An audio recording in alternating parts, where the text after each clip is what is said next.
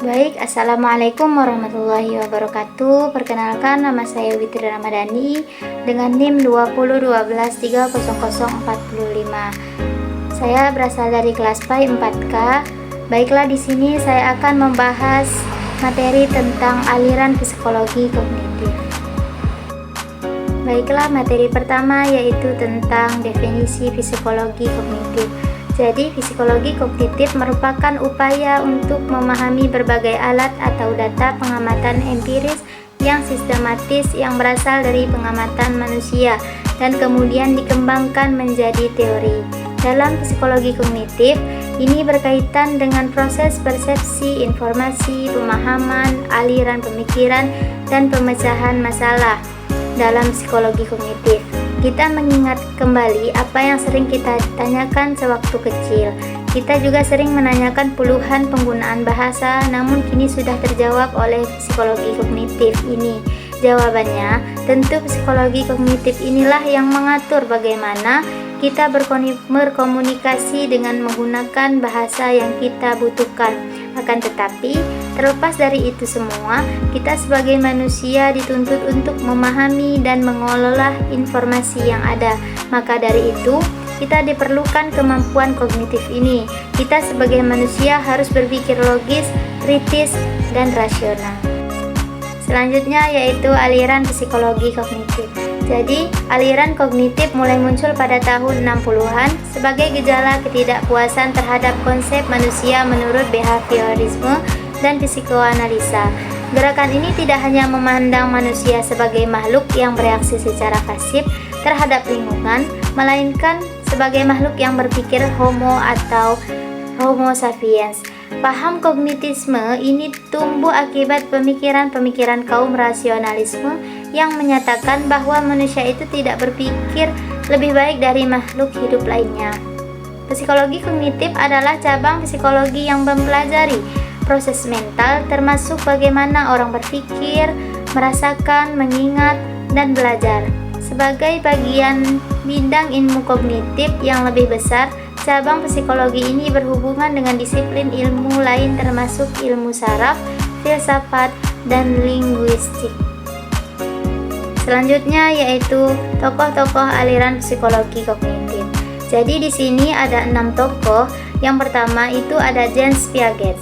Beliau ini mengembangkan teori tahapan perkembangan kognitif anak, yaitu seperti sensori motor, profesional, operasional konkret, operasional formal.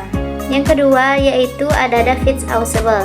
Beliau ini menekankan pembelajaran bermakna melalui advance organis dan struktur kognitif. Yang ketiga yaitu ada Jerome Bruner. Beliau ini mengembangkan teori discovery, learning, dan 3 tahap belajar, yaitu ada informasi, transformasi, dan evaluasi. Yang keempat yaitu ada Robert Ganz. Beliau ini fokus pada urutan pembelajaran dan pentingnya menguasai komponen-komponen belajar untuk membangun keterampilan kompleks. Yang kelima yaitu ada Gestalt Wertheimer Lewin. Beliau ini menyatakan belajar terjadi melalui pemahaman keseluruhan, bukan bagian terpisah. Dan tokoh yang terakhir yaitu ada Lev Vygotsky. Beliau ini menekankan peran interaksi sosial dan budaya dalam perkembangan kognitif atau social cultural theory. Selanjutnya yaitu manusia dalam psikologi kognitif. Jadi manusia dipandang sebagai makhluk yang selalu memahami lingkungannya. Manusia makhluk yang selalu berpikir atau homo sapiens. Descartes juga Kant menyimpulkan bahwa jiwalah yang menjadi alat utama pengetahuan, bukan alat indera. Jiwa menafsirkan pengalaman indrawi secara aktif, menciptakan, mengorganisasikan, menafsirkan, mendistori, dan juga mencari makna. Tidak semua stimulasi kita terima. Para psikologi Gestalt menyatakan bahwa manusia tidak memberi respon kepada stimuli secara otomatis.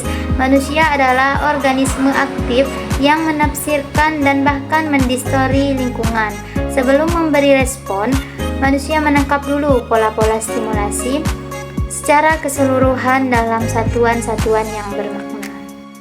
Yang terakhir yaitu dinamika perilaku manusia. Jadi dinamika perilaku manusia adalah sekumpulan perilaku yang dimiliki oleh manusia, yang mana perilaku ini dipengaruhi oleh adat, sikap, nilai, etika, kekuasaan, persuasi, dan genetik. Menurut perspektif kognitif, lebih menekankan bahwa tingkah perilaku ini adalah proses mental di mana individu atau organisme aktif dalam merangkap, menilai, membandingkan, dan menanggapi stimulus sebelum melakukan reaksi. Dalam perspektif kognitif, sebagian kembali pada akar kognitif dari psikologi, yakni persepsi, daya ingat, penalaran, dan pemutusan pilihan. Perspektif inilah didasarkan pada penelitian tentang kognisi modern yang didasarkan pada asumsi berikut, yaitu A. Hanya dengan mempelajari proses mental, kita dapat sepenuhnya memahami apa yang dilakukan oleh satuan organisme. Yang B, yaitu kita dapat mempelajari proses mental secara objektif dengan memfokuskan pada perilaku spesifik, sama seperti yang dilakukan oleh ahli perilaku, tetapi menginterpretasikannya dalam kaitan proses mental dasar. Baik, mungkin hanya itulah yang bisa saya sampaikan. Kurang dan lebihnya saya mohon maaf. Saya akhiri. Wassalamualaikum warahmatullahi wabarakatuh.